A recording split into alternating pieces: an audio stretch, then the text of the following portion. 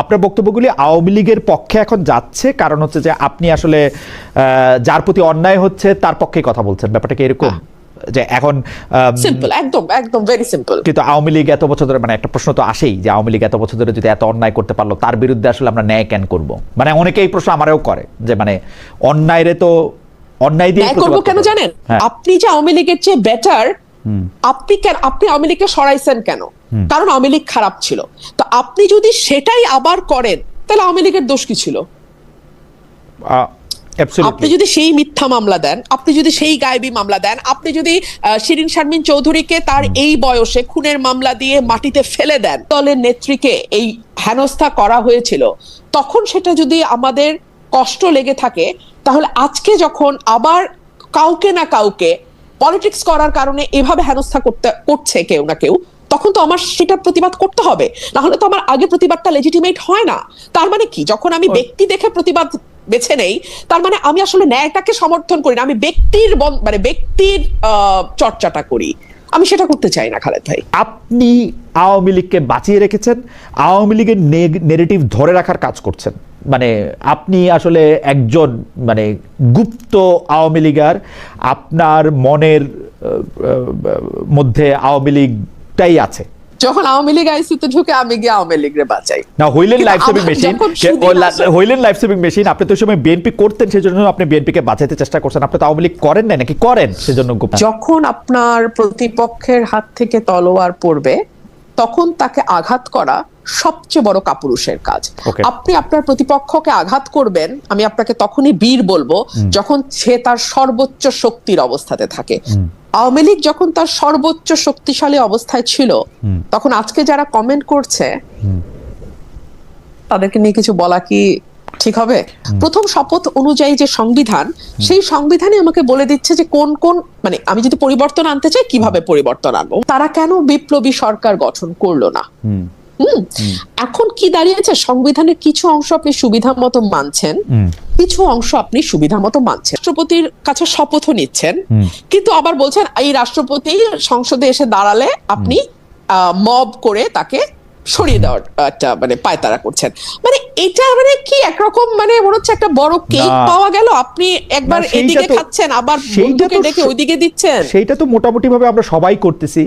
মানে আমরা সংবিধান করতেছি, সংবিধানে যা কিছু আছে সেগুলির অর্ধেকটা মানতেছি, অর্ধেকটা মানতেছি না, কিছুটা ভালো লাগলে মানতেছি, কিছুটা ভালো লাগলে মানতেছি না। এটা ভালোই, এটা খারাপ না। কারণ মনে হয় যে সংবিধানের জন্য তো মানে আমরা পরবর্তীকালে আমরা যাই করব সেটাই সংবিধান, এটা তো আমরা আগেও দেখে আসছি, পরে এগুলি সবগুলি ঠিক হয়ে যাবে, এতে অসুবিধা নাই। কারণ আমার মনে হয়েছে যে যদি তারা করারই হতো দলগতভাবে, তাদের এটা আর বহু আগেই করার কথা। আমি কোনো উপায় অন্ত না দেখি এককভাবে এটা তুলতে বাধ্য হয়েছে, এবং যেহেতু আমাদের হাতেও সময় নাই, আর একদিন মাত্র, সো আমি পয়েন্ট অফ অর্ডার ছাড়া আমার আসলে আর কোনো উপায় ছিল না।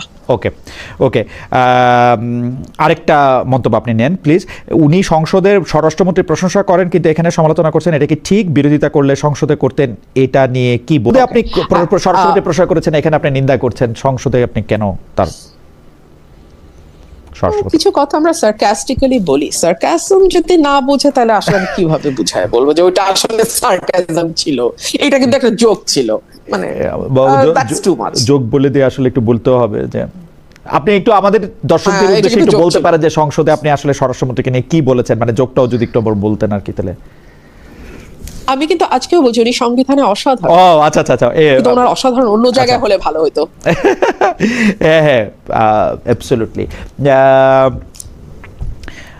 ভারত যেন ডক্টর ইউনূস সরকারের বিদায় আর বিএনপিকে ক্ষমতায় আনার জন্য মুখিয়েছিল, এটা অনেকে বলে থাকেন। কিন্তু মে মাসের প্রথম সপ্তাহ থেকেই ভারতের পর্যটন ভিসা স্বাভাবিক করা হবে, সেইটাও একটা একরকম কথা আমরা শুনতেও পেয়েছিলাম। কিন্তু আমার কাছে ডক্টর ইউনূস সরকারের সাথে বিএনপি সরকারের ভারত বিষয়ে অবস্থান খুব বেশি বদল মনে হয় না। শুধুমাত্র জনাব খলিলুর রহমানের ভারত সফর করে শেখ হাসিনাকে প্রত্যর্পণ, মানে শেখ হাসিনাকে বাংলাদেশে ফেরত দেওয়ার ব্যাপারে একটা কথা আদায় করা ছাড়া আপনি এটাকে কিভাবে দেখেন? আসলে কি ভারত শেখ হাসিনাকে ফেরত দেওয়ার ব্যাপারে সিরিয়াস? মানে আপনি আপনার টেকটা কি, আপনি যদি একটু বলতেন। আমি একজন পলিটিক্যাল পার্সন হিসেবে আমার কাছে মনে হয় যে এটা ভারত কখনো করবে না, because Sheikh Hasina was the tested and trusted friend of India. এখন যদি তারা শেখ হাসিনাকে ফেরত দেয়, এটা কিন্তু তাদের অন্য বন্ধু যারা আছে বিভিন্ন দেশে, তাদের কাছে একটা খারাপ বার্তা যাবে। এক, দুই হচ্ছে ভারত কিন্তু একটা বিষয় পরিষ্কার করেছে যে কেউ যদি তাদের দেশে আশ্রয় নেয় তাহলে তারা তাকে কখনো তার দেশে পুশ করে না। দালাই লামার কথা তারা কিন্তু খুব বলে। সো এখন আমি এই সকল কিছু দেখে আমার কাছে মনে হয়েছে যে আমার মনে হয় না শেখ হাসিনাকে তারা ব্যাক করবে। আর তাছাড়া আমাদের বন্দি মানে যে বিনিময় চুক্তিটা আছে, হ্যাঁ, মানে ফেরত পাঠানোর যে চুক্তিটা, সেটা কিন্তু অনেকগুলো ইফস এন্ড বাটস আছে। আমি মানে গত 24 সালে পড়েছিলাম এটা, এখন আর অত একদম এক্স্যাক্টলি বলতে পারবো না আপনাকে, মুখস্থ নাই। কিন্তু যদি পলিটিক্যাল মোটিভেটেড কেস যদি তারা মনে করে, হ্যাঁ, তখন কিন্তু তারা কিছুতেই আর বন্দিকে ফেরত পাঠায় না। এবং ডেফিনেটলি শেখ হাসিনা যেহেতু পলিটিশিয়ান, ওনার কেস তো পলিটিক্যালি মোটিভেটেড, তো তারা বলবেই।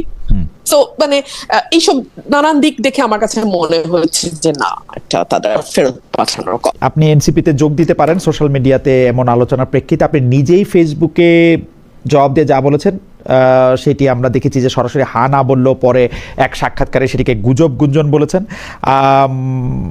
আপনার ফেসবুক পোস্টে আপনি ইংরেজিতে বিখ্যাত বাণী একটা করেছেন, যার বাংলা অনুবাদ অনেকটা এরকম হতে পারে: গুজব রটায় নিন্দুকেরা, ছড়ায় বোকারা, আর বিশ্বাস করে গাধারা। আপনার কাছ থেকে একটু শুনতে চাই যে স্পষ্ট এই ধরনের কোনো প্রস্তাব আপনার কাছে এসছে কিনা। দর্শকদের মধ্যে কেউ কেউ বলছেন যে আপনি আসলে এনসিপিতে গেলে একটা নতুন যুগের নতুন বন্দোবস্তের রাজনীতি আমরা দেখতে পেতাম। এই মুহূর্তে আমার কোনো দলেই যাবার কোনো রকম কোনো পরিকল্পনা নাই, কোনো দলেই না। একদম লাউড অ্যান্ড ক্লিয়ার, আমি আমার রাজনীতিটা at least for the time being, এই সময়ের জন্য আমি আমার মতো করে করতে চাই।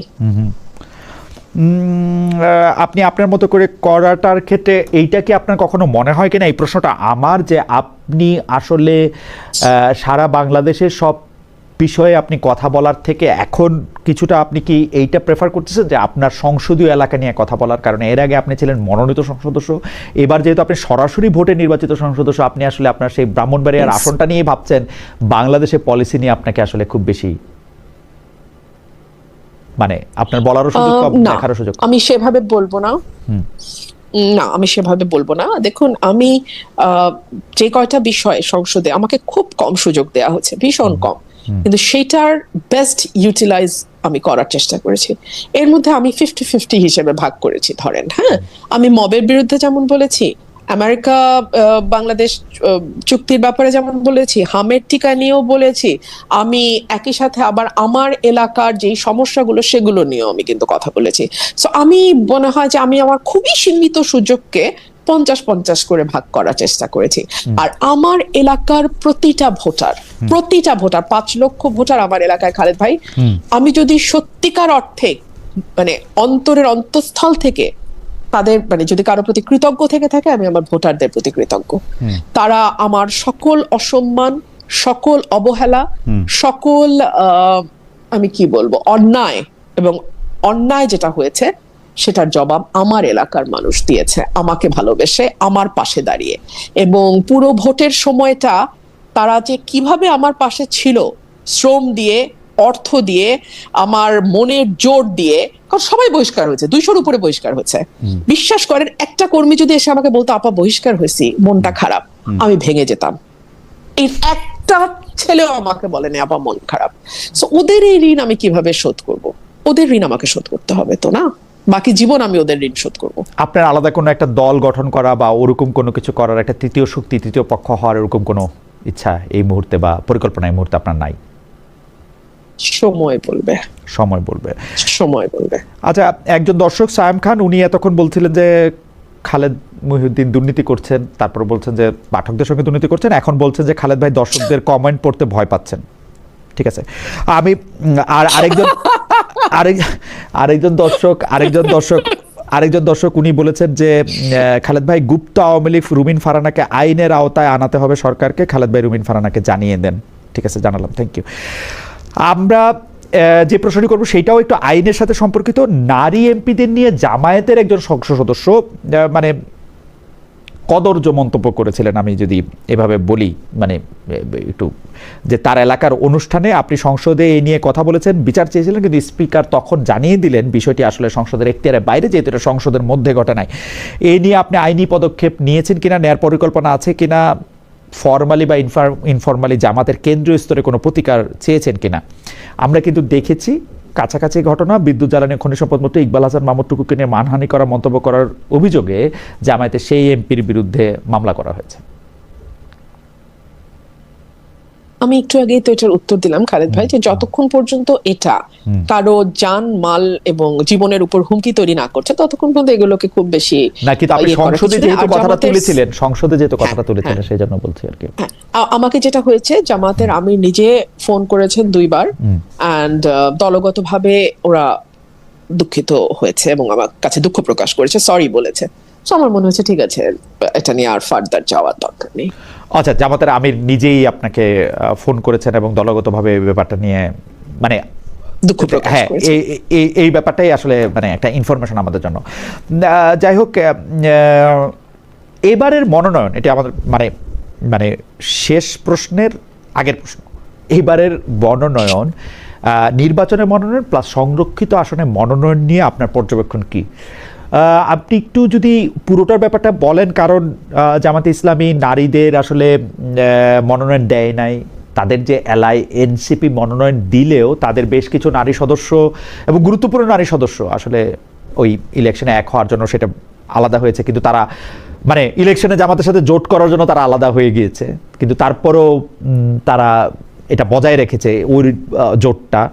আবার বিএনপি মুখ চেনা কিছু লোককে নমিনেশন দিলেও সেটা সংখ্যা খুব কম মূল ইলেকশনে। সংরক্ষিত আসনে যাদের দিয়েছে তাদের মধ্যে সংস্কৃতি কর্মী এবং অনেকেই আসলে কিনেছিলেন, কিন্তু মূলত রাজনীতিবিদদের রাখা হয়েছে সেখানে। জামাতে ইসলামী থেকে এবং এনসিপি থেকে যাদের মনোনয়ন দিয়েছে তাদেরকেও আপনি মোটামুটি চেনেন। এই সংরক্ষিত আসনে মনোনয়ন এবং মূল মনোনয়ন নিয়ে যদি আপনি একটু বলতেন, এবং নারীর অবস্থান, নেতৃত্ব। আমাকে যখন প্রশ্ন করা হয় যে দুটো দল কতটুকু নারী বান্ধব, আমি বলি একটি দল 0% আর অন্যটি 3% নারী বান্ধব। যদিও দেখুন, এই যে এত বলা হচ্ছে সংস্কার, জুলাই সনদ, একেবারে মানে পাগল হয়ে যাচ্ছে পুরো সংসদ। এই জুলাই সনদের আগে যে কমিশনগুলো হয়েছিল, সেখানে নারী কমিশন বলে একটা কমিশন হয়েছিল, এবং সেই কমিশনের রিপোর্টকে আমলে নেওয়া তো পরের কথা। সেই কমিশনে যারা সদস্য ছিলেন তাদেরকে যে ভাষায় পাবলিকলি অ্যাড্রেস করা হয়েছে, গালাগালি করা হয়েছে, ভেরি আনফরচুনেট।